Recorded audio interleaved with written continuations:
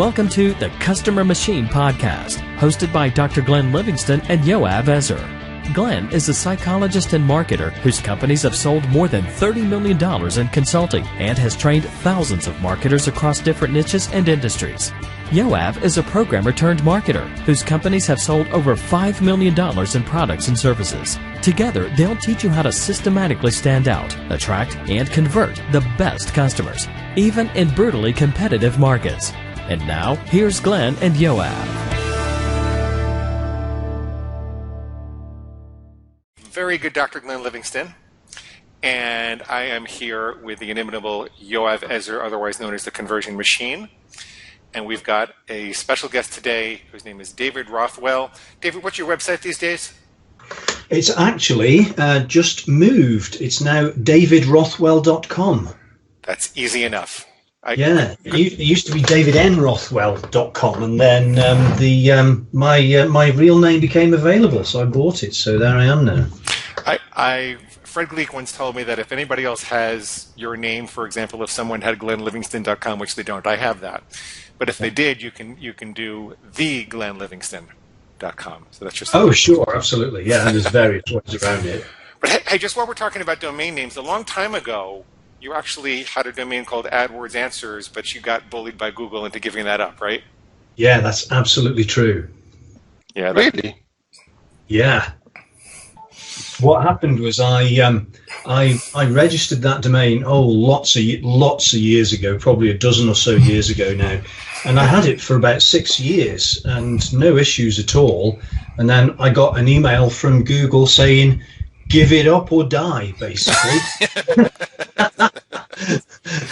So what does one do under those kinds of circumstances? And one of my sort of acquaintances who'd had a similar sort of thing previously, it kind of warned me that had happened to him.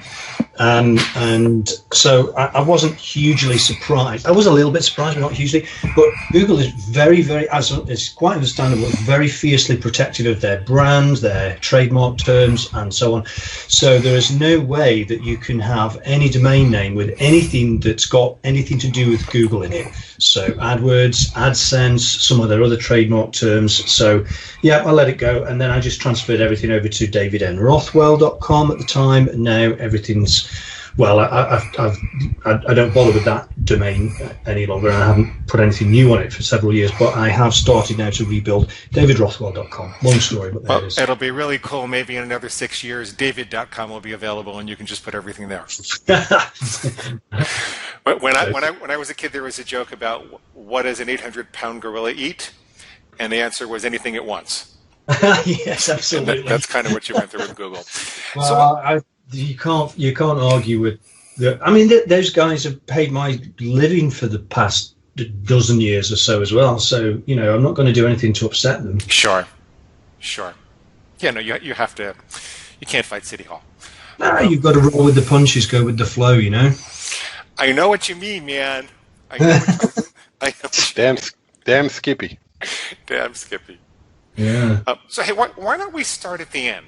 So now you've got a very interesting business model. I think you're the only one I know who does this, and I don't really understand why more people haven't copied you. I think it's brilliant. Could you just kind of explain what your performance-based business model is and how you came to it and what it's like to operate in that environment? Yeah, absolutely.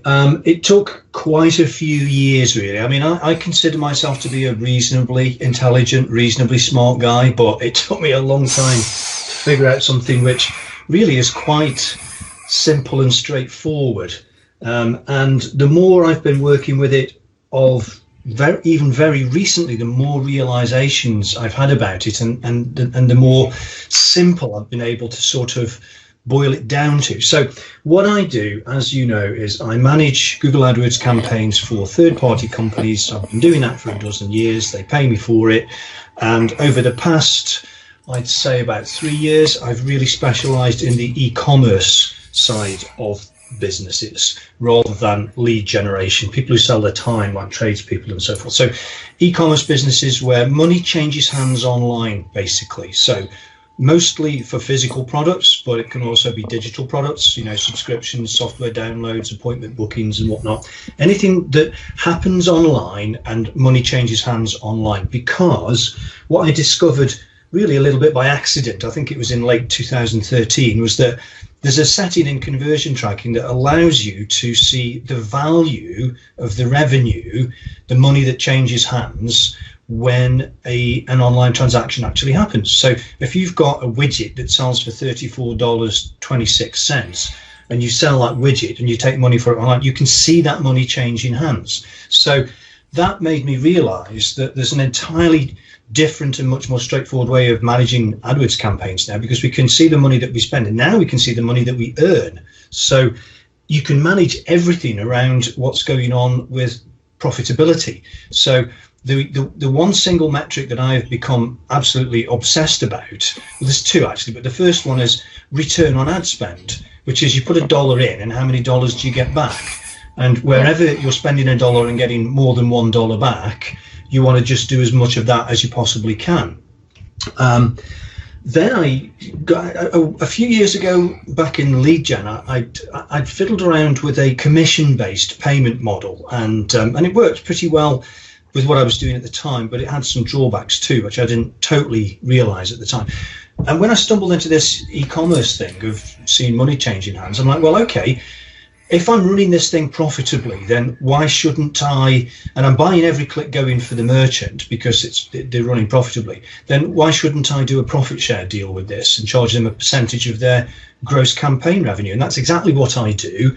And the merchant is completely happy with that because I'm as invested in selling as much of his stuff as he is. And not only am I going to help him with his campaigns, I'm going to help him with anything to do with his website and conversions and improving the capabilities of his website to sell products. And I'm also interested in his business model. What's his profitability like? We can spend money and make money, but does that actually equate to profit? So I'm really, a very strategic partner with that business in what I do with the traffic generation because I'm invested in the whole thing. So that's David, just so I totally understand, because full disclosure, David managed my AdWords campaigns for the coaching business for quite a few years, and I think we were doing it on straight commission. I was paying you per lead generated, and I'm not a traditional e-commerce business. My transactions do happen online, but I don't have 1,000 SKUs with all different values where you can. Sure. And I think we settled on something like $1.50 a lead with a minimum of $1,000 a month or something like that. And that business wasn't really scalable in the search traffic like we'd hoped it was, and so you just kind of kindly kept it going, and I never had to worry because I knew that I could monetize a certain percentage of the leads that you were getting me, and I really it was one of the nicest ways to ever work with an agency because I knew that if I wasn't making money, you weren't making money, and if I was, then you were. And so I love that. But it sounds like you've evolved, and now rather than charging per lead or as a percent of ad spend, you're actually charging as a percent of campaign revenue. Did I understand that right? Yes, that's absolutely right, because there's a huge drawback there are several drawbacks in the lead generation side of things. Now, I got into AdWords a long time ago, and it was by accident, and we'll perhaps come round to that in a bit, but I started in lead generation campaigns for clients, and I'm known about it. Barry Marshall and some of the other guys in our industry know about that, and they talk about it. So I'm kind of known about it in the lead gen space of things for Google AdWords. But I got very frustrated over the years of doing it, even though I was pretty good at it and quite enjoyed it.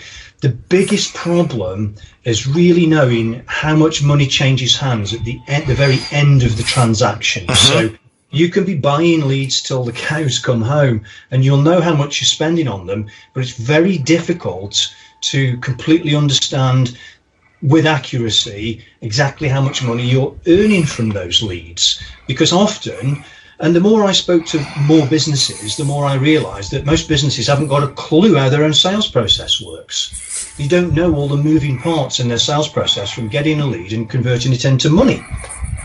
And that used to drive me nuts, and I would lose clients because I couldn't prove my value. Intrinsically, you can't when you're just doing it for leads, because your metrics are all basically they're messed up. Really, they're certainly arbitrary to an extent, because you could. So here I am spending people's money on ad clicks for leads, and I'd say, well, how much do you want to pay for a lead? And they'd say, $10. Number plucked from the air. I'm like, well, okay, fine. Why?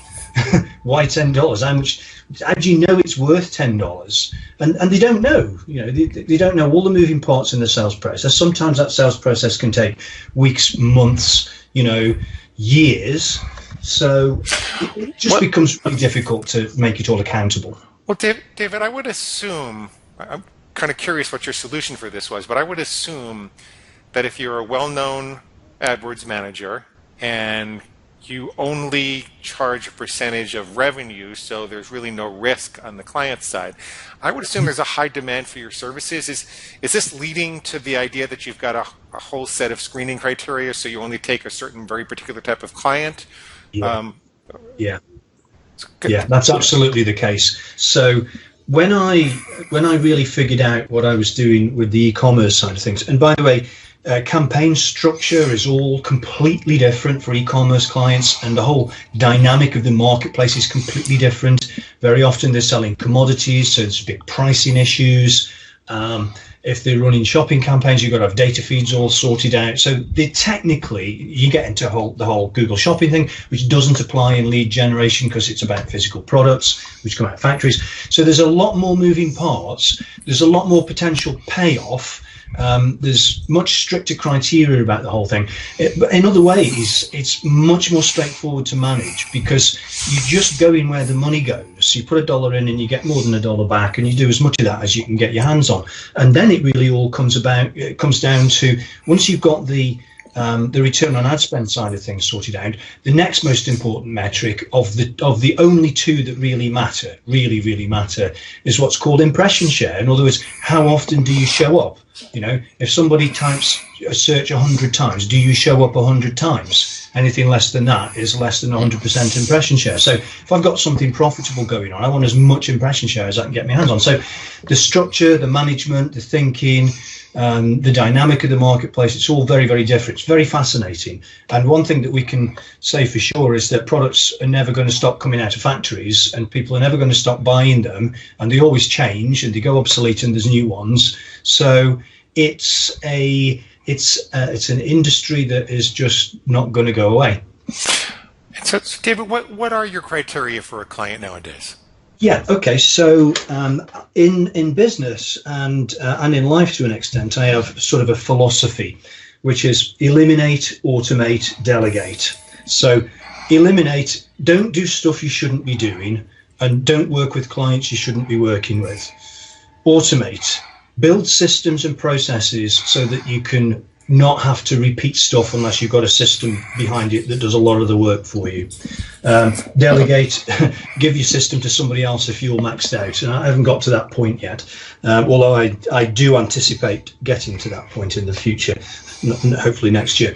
The other thing about the big difference between lead gen and e-commerce is the capacity issue, which is if you're a coach or a one-to-one, you're giving people your time, you've only got a certain amount of hours in the day and days in the week. Whereas for products, as long as you don't run out, you just want to sell them as many of them as you can, get out the door. So there's no capacity issue.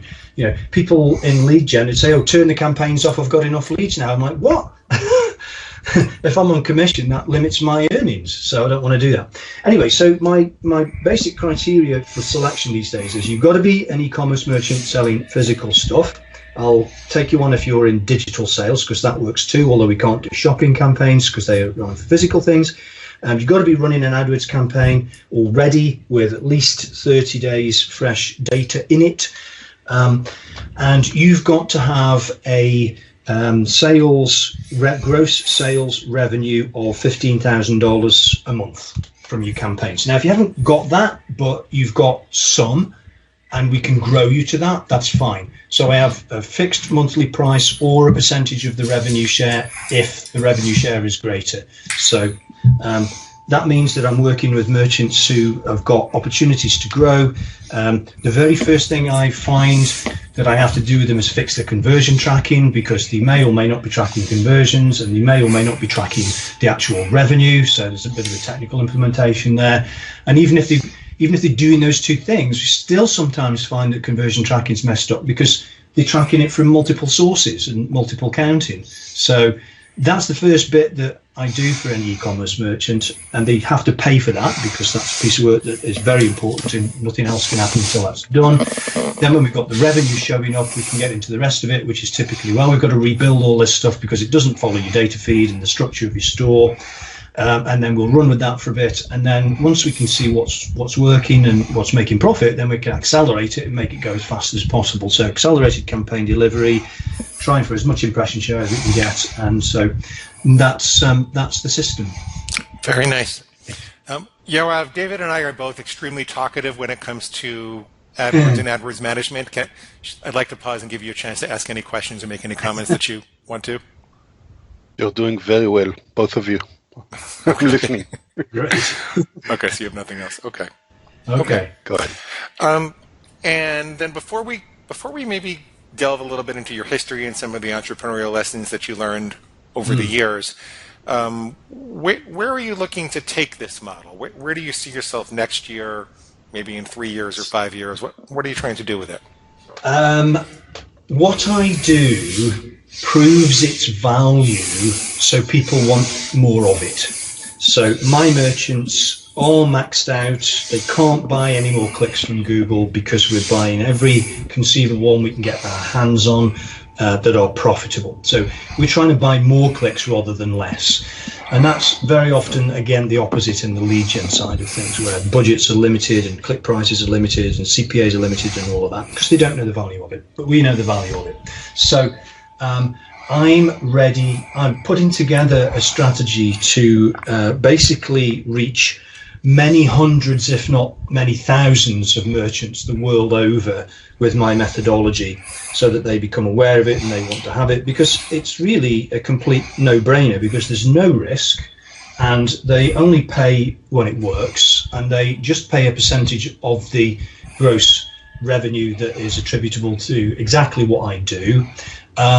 And I'm going to reach more merchants soon by basically putting together a distribution strategy, which we're working on. So rather than reach individual merchants, which we can advertise to e-commerce merchants if we want to. We can hang out where they hang out. But there's a much more effective way to reach real mass market distribution partners, and that's something that I'm working on with one of my partners right now. So the sort of long answer to that is I'm just going to do this, a lot more of this, for a lot more people and get paid a lot more for it. Cool. And you have scalability. You have people that can execute in the same way that you can. Yeah. Well, you see, I'm productizing and systematizing myself so that if I become the bottleneck, then I can pass it on to other people to do that part of the work. Fabulous. So you're an EMyth and work the system kind of guy. God, yeah, absolutely. The EMyth is absolutely a brilliant book. I've read. Funny actually, because one of our other great colleagues in this space, Mike Rhodes, has just been talking about this recently down in Aussie. He's from there. He's from the EMyth. So, but yeah, it's a great book. Cool. And an example of a mass distribution partner would be who, if it's not confidential? Shopping carts. Oh, okay. Got it. So if you can joint venture with people at Aweber or One Shopping Cart or Infusion or Evolution. Oh, very, very smart. Brilliant. And they've got and they are only in e-commerce, so they are my marketplace, and they as long as they're working with merchants who've got AdWords accounts right now, not every shopping cart client, Magento, Evolution, Shopify, BigCommerce, not all of them will be paying money to Google for clicks, but some of them will. And increasingly, this whole Google shopping phenomenon, which I take it for granted because I've been working with it since 2009 in different places, but it's still not a worldwide situation. Google has not made Google Shopping available in every country of the world. And it's only now reaching some of the others. They're literally just rolling out shopping to Ireland, South Africa, New Zealand, and Singapore. Wow. Well, we're spoiled in the major English-speaking countries, huh? Yeah, absolutely. Yeah. Yeah, cool. So cool. What I came to realise, that this is the fundamental truth of the matter, right here. What I came to realise, and really even quite recently, was that Google's in the business of selling more clicks, right? That's where all their money comes from. Nearly all of them, like 80-90% or something like that of their revenue all comes from clicks, basically. So they are in the business of trying to sell more clicks, right? And if you're not an AdWords advertiser, you're getting bombarded by coupon codes left, right, and center, And in fact, the whole Google agency partner model is really very 95% based on just shove more coupons out and get more new business like that. Well, you can do that and you can get clients, but it can be short-lived because it doesn't always work. People can't make it work because it's complicated. But so to sell more clicks, Google has simply got to be able to prove the value of those clicks. And with this model with e-commerce, we prove how much a click is worth. I know that Infusionsoft offers AdWords management, so they obviously have a partner. I would bet if you could get a presentation, I would bet your model would be more appealing to them, at least for this particular kind of client. Yeah. And I would bet you would have an opportunity there. So. Yeah, well, we're putting that strategy together, and we are putting the materials together to promote it. So watch this space, basically. Okay, I'm trying to think if I know anybody to make a connection for you. That's interesting. Yeah. Well, anything that you can think of is great.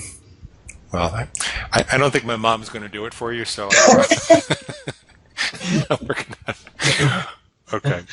So let's when you were a little boy. Did you want to be a e-commerce AdWords management mad scientist when you grew up? Shoot. Can I ask another question before the little boy question? You don't like my little boy question? Go ahead. I like it. Go ahead. Yeah. So have you considered going into Amazon and helping vendors on Amazon? Yeah, because you know what? When we run out of profitable clicks on Google, then we've got to look for other sources of clicks. And the next most obvious one, actually, funnily enough, is Bing, because it's brain dead simple to transplant your AdWords campaign straight into Bing. They do a very good job of it these days. They didn't used to, but they really do a good job of it now. So Bing is the next logical step. And then after that, it's a toss-up between Facebook, Amazon, a whole bunch of other channels where merchants can sell their products. So absolutely, yes. But I need to be maxed out with what I'm doing for AdWords first before I go after all those other ones. So you're strictly AdWords now. Yes. So when people say, oh, do you do Facebook? Do you do Bing? Yada yada. And I say to them, well, are you maxed out on your AdWords campaigns yet? Have you got unlimited daily budgets and accelerated delivery and all of that? And they're like, huh? Right. So no, people aren't in that space yet, and that's the first place that we begin with the end in mind. To quote our late great Dr. Covey, in that we're starting from the standpoint of we are going to max out your campaigns. We are going to give them unlimited daily budgets. Can we do that right from the beginning? No. Has to grow that way, but that's where we're going. So, when I've got every merchant on the planet on Google AdWords maxed out, then I can look at all the other things. Gotcha. Am I allowed to hear the answer to the little boy question now? Okay. Yeah. Right. I was getting to that. Okay, so you grew up in New Jersey, right, David? What? No, I'm just kidding. I'm trying to figure out where your accent is from. Where'd you grow up? I'm from the Midlands of this country, UK. So I'm from a place called Staffordshire. There's lots of shires, lots of counties over here, as you probably know. Staffordshire is actually very, very well known about, and I'm sure loads of other counties are well known about for particular things. But Staffordshire is very, very widely known about because it's one of the very early birthplaces of very, very fine pottery in China.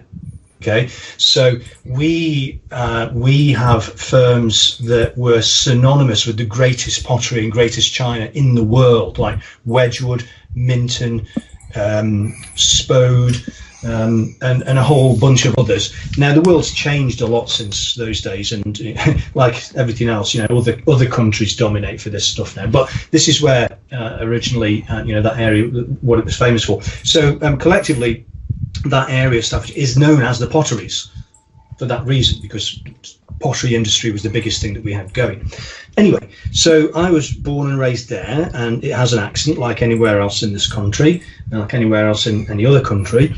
And I grew up in a single parent family. I was raised with my younger sister by my mum, because my dad left home when we were small, so I was about 5. I barely remember him really. Memories of him are not good. Not that there was anything bad going on, it's just that there was nothing pleasant there. So I was raised by my mum, and she wasn't able to work very much, so a big piece of our income was state income, benefits. We were on support. We had no car, no transport, no pocket money, very little money, no way of travelling. So we were in a very restricted sort of circumstance. And I realised that the only way to ever get money was to go out and work for it. And I didn't have a problem with that at all. So even as a young person, I was washing cars and sweeping yards and working in the local small, village store sort of thing. And I enjoyed doing all of that, and I got paid for it, and then it was all fine. What I realised when I was young was that I'm an engineer. I like taking things to pieces and figuring out how they work, and I have great curiosity about things. So I started when I was in my, I don't know when I got into it, I must have been about 13 or 14, I suppose, in my young teens. I got really fascinated by electronics and radio and audio and stuff like that. And I've always been a huge consumer of music in all shapes and sizes. So, hi-fi and audio and stuff like that. It's funny really, because Perry Marshall's a big audio guy and an electronics guy in his background as well, and engineering. So a lot of similarities there. So engineering was the thing, and then electronics, and I was desperate to get paid in a career doing something that I love doing, so electronics. So I set my aim on being a radio, TV, audio engineer, and that's exactly what I was fortunately able to do. So I got accepted onto an apprenticeship scheme with that, and got trained on it, and from there, to cut a long story short, I had a few years in radio, TV, audio, really enjoyed it, but started getting a little bit bored with it. Then I got into computers and computer systems and networks and all of that, and that took me through into the whole world of IT. So I always knew I was going to be an engineer of some sort or another. Originally, I thought it might be mechanical, but I just got hooked on the electronic side of things, so I did that. And then from IT, overall in electronics and IT, I had like best part of 25 years in that career. And then in 2001, I was laid off, and I got into this whole, I probably won't go into this long story, but got into the whole website and marketing and AdWords and BBC side of things. And the funny thing is that there are so many similarities between IT infrastructure and advertising infrastructure, and that's what I build now. I'm just as much of a systems integrator as I was then. I am now, but now it's an advertising system. So if somebody said to me 15, 20 years ago, "Oh, you're going to end up in advertising and marketing," I said they were crazy. It's funny. It's really weird. Yeah. Okay, Yoav, your turn. I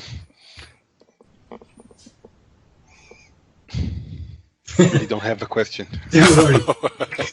Well, what were some of the bigger challenges that you faced along the way to developing the model that you have now?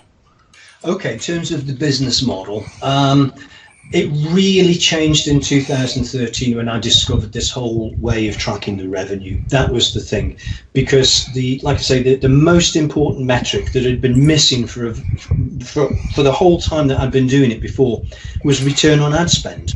So knowing how much money you get back from what you put into the AdWords machine, and because most people in lead gen don't know what they get back as a direct consequence of what they spend.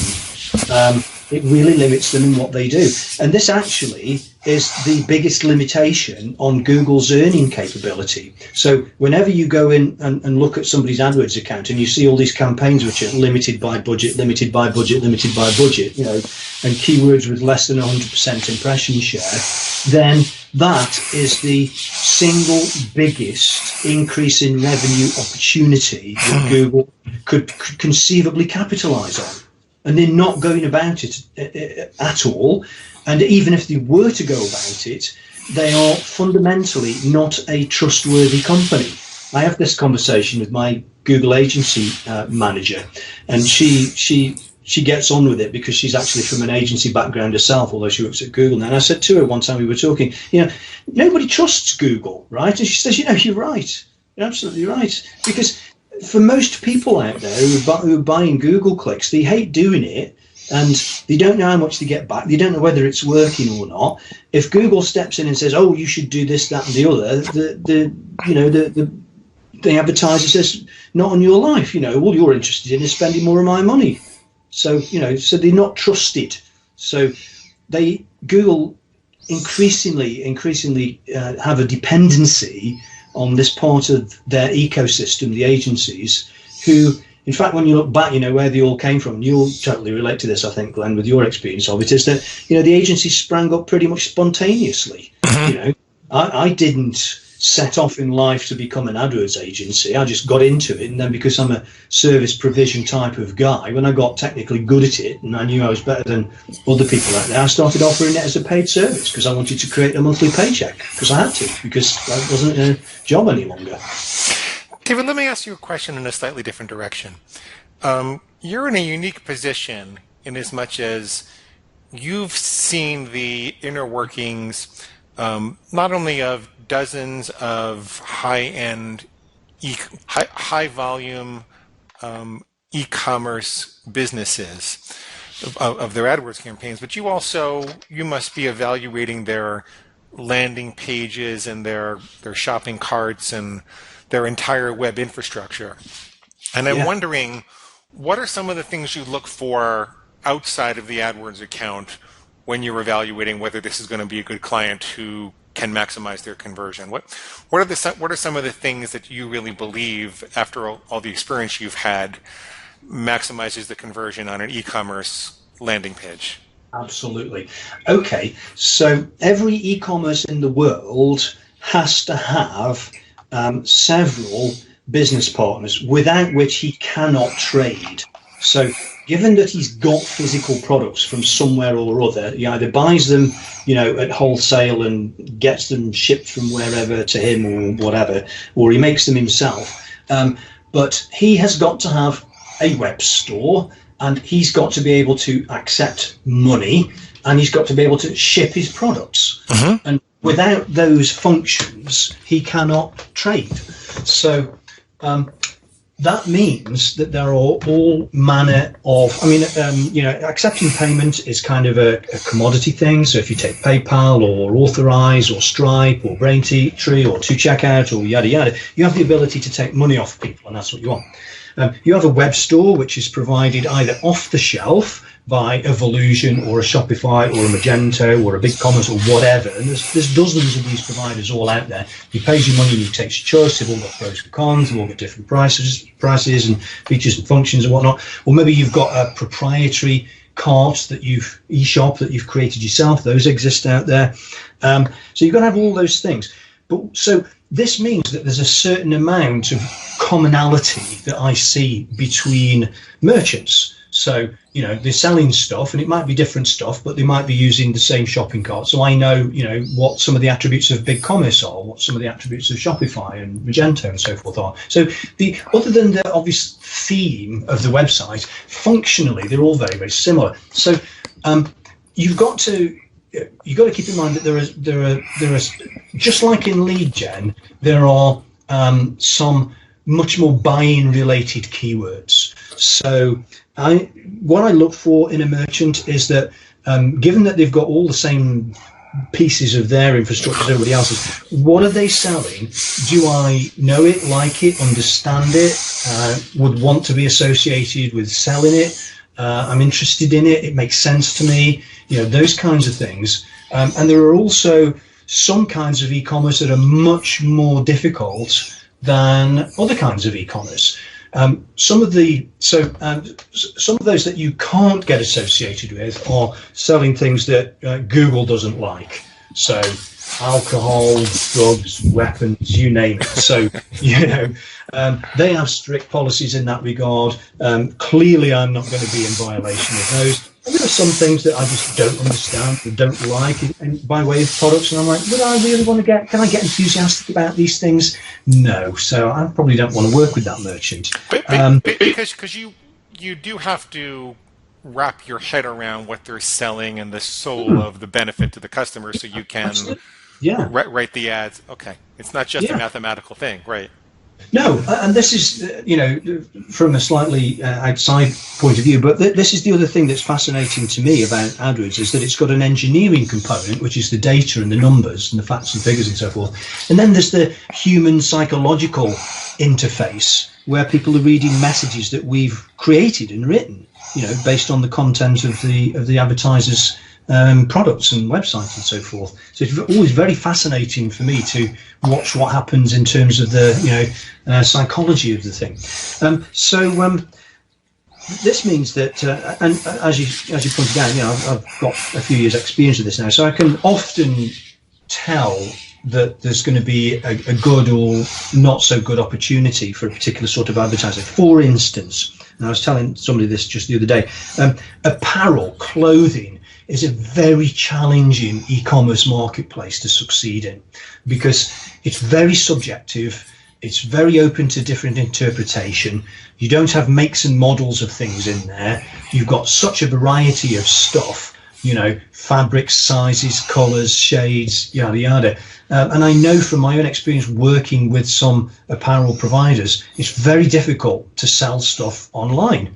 It does get sold, but will you sell it and will you make money out of it? So I just know that that's difficult. And so, if somebody comes to me with apparel, I'm like, maybe I'll try it and just see whether or not they might have something, interesting. There was one who came that we didn't get going, but they had a very interesting vintage line of clothing that I was quite interested in. And that might have actually worked out. Don't know. But if you're kind of just like, pretty much every other apparel advertiser out there without something really sensationally different, then I'm like, I don't think this is going to work. So we might try it, but, low expectation. On the other hand, when I see things that have got very specific makes and model numbers of things, then these are our buying keywords. So, and I'm good with this because I'm from a technical and a technological background. So, the common things that we see in the technology industry these days, computers and TVs and cameras and phones and watches and all of those things, they have very specific makes and models. So those things can absolutely sell well because if you're buying a keyword which is a make and model keyword, that is a buying keyword. Got it.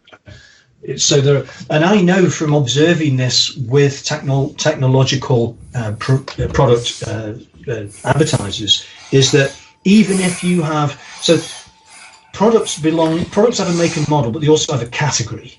So if you've got an HP XYZ123 network printer, it's a network printer. It's an HP network printer. It's a HP color network printer. It's a HP multifunction network color printer, but that's still a category, and it's difficult to sell products for category terms. Interesting. Whereas this is where the dynamic of the e-commerce world is so different.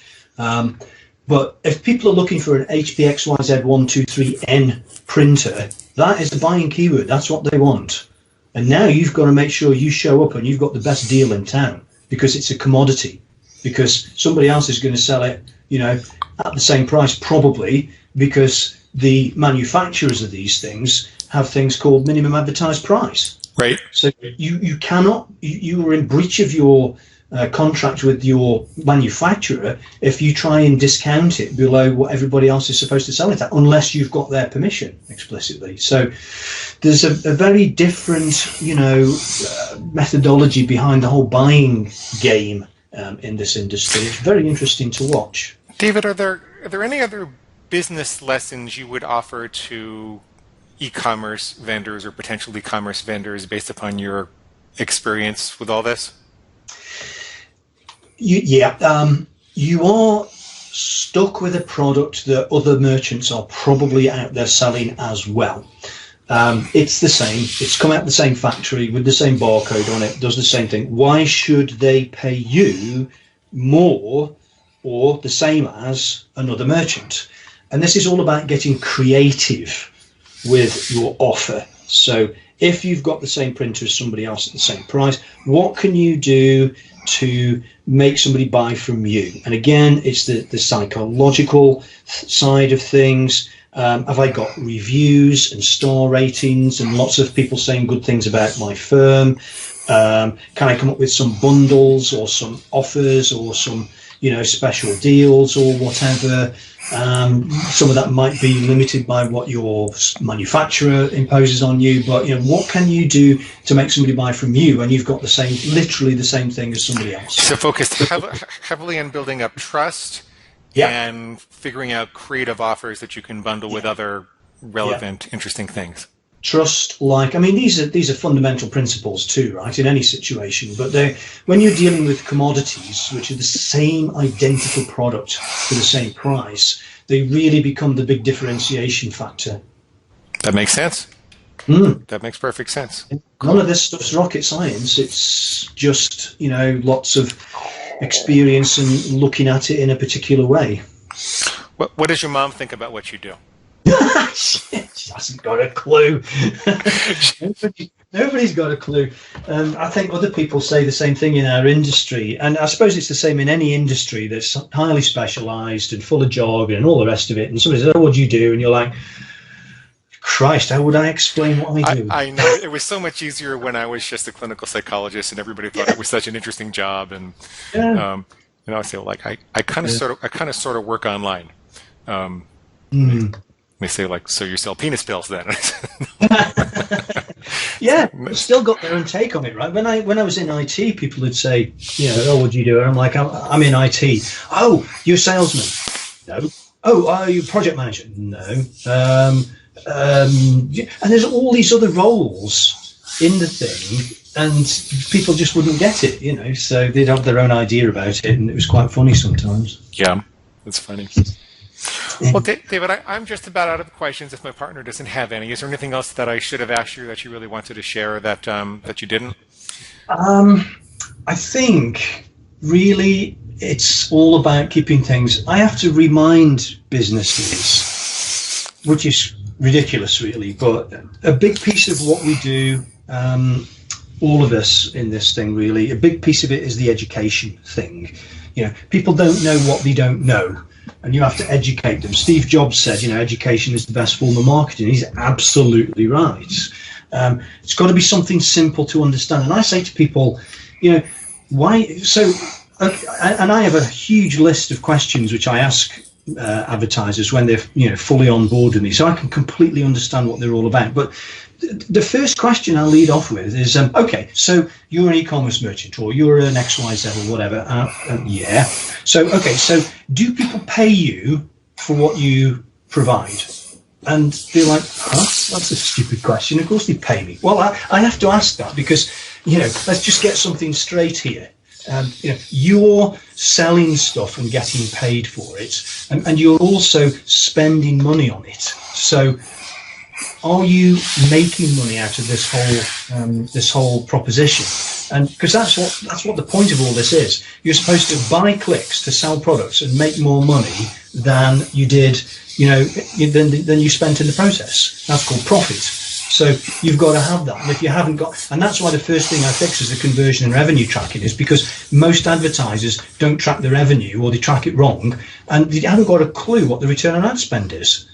So it's just very simple and straightforward, which is you just got to understand that we're going to buy clicks because you have to, You can't wait around for other sources of traffic. You've got to buy clicks and get them on demand, and you've got to show up, and you've got to sell your stuff, and you've got to track it, and you've got to make money, and you've got to make more money than you spend in the process. It's that simple. And you need clarity of vision into everything that's going on, because if you don't know where you're going, you're going to wind up someplace else. Yeah, absolutely. And this is all about, I mean, you know how many rabbit holes there are inside of campaigns, right? There's different devices and different networks and different territories and hours of the day and days of the week and different match types and yada, yada, yada. So there's so many moving parts in all this. You've got to know what you're doing with the targeting. But that's anybody can buy clicks on Google, no problem. But it's really figuring out how much they make and whether you're in profit as a result of that. That's the key. So I've got two more serious questions for you, and then we could wind down, okay? Unless you all have something. Okay. The first is, when you go to bed at night, do you ever dream that you're managing AdWords campaigns? Oh, Christ, yes. I've been doing that for a decade. God, really. Yeah. Yeah, I figure things out in my sleep. You know, before I got up this morning, I was sort of half awake and I was turning something over in my head, and I'm like, got it. I know the answer to that now. That's what I wrote my dissertation on, by the way, was creative problem solving in dreams. Oh, right. Okay, interesting. It really does happen. It really happens, absolutely. Yeah. Well, the other question I have is your book still available? It's a really great book. Oh, thank you. Yes, it's still up there on Amazon. It's a couple of years old now, so it's way out of date. Now, I really do need to refresh it, and really what I need to do is break it down into a series. And I want to do that, but I'm just in this thing of getting our sort of our intellectual property together around the whole, what do we do? Who do we do it for? How do we get out to, by distributors? And because the distribution thing comes down to one simple, and here's another thing that everybody should know about, because we do stuff, and we do it for various reasons. We do it because we like it, some of it. We do it because we want to get paid for it, some of it, that's fine. But when it comes down to how do you measure your value and why should people pay you, then that's purely and simply, in my case, because I'm going to give you a pay rise. I'm going to give you more money as a result of what I do than you would get if I wasn't there. Yep. And in fact, I will look at what you're doing now, and if I can't improve it and get you a pay rise, I'm not even going to work with you. Stevie, would you absolutely? Would you rather not give the name of your book because it's a little old, or do you want people to? I'm fine with it. I mean, people can look it up on Amazon by my name, or it's worth reading. Definitely worth reading. Yeah, absolutely. And some of my sort of philosophies. It's both very technical, because that's me. I'm a handbook type guy, but it's also philosophical. It's got my thinking in there. About why we do this thing technically like this. Well, it's philosophically because of this reason. And that's simple to understand. So it's the AdWords Bible for e-commerce. It's on Amazon, or look my name up or whatever. It's still good. It's still got fundamental principles in it that are absolutely true. None of that's changed. It's not as up to date technically as it needs to be, and it's huge. So it really needs breaking down into smaller chunks, which I'll do. I have a product like that also, and I tell people just read it for the principles, not necessarily all the technical aspects. And those more serious students are very happy with it. So okay. So I suppose if people want to get a hold of you, they should go to davidrothwell.com. Is that the best place? Yeah, they can do that. Yeah. Okay. You have anything else? Nope, that was great. I think that was terrific. Good. Great. Thanks, guys. Okay. Well, I'm going to turn off the recording then.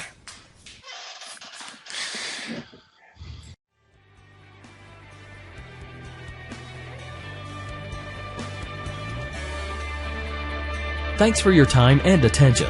For more information about the products and services we offer to help dramatically grow your business, please visit thecustomermachine.com.